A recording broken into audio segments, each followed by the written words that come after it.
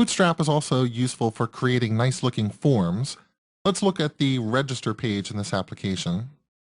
We saw this a lot in the last module, but instead of talking about Katana and identities, we'll look at how this view is actually constructed with Bootstrap. This is the account controllers register view, and you can see that the opening form tag has a class of form-horizontal.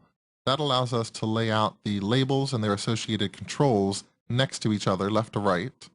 There's also some styled applied to the input controls. So each input control has a class of form control.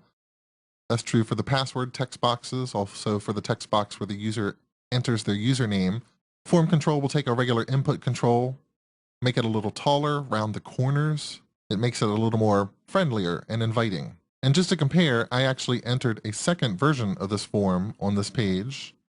So we still want users to register, but now the layout is vertical. So it's label control, label control.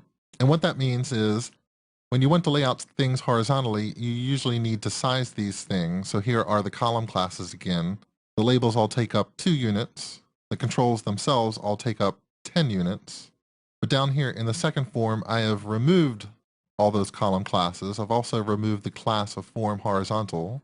And in this first text box, I also removed the form control class. I also removed the control label from this label.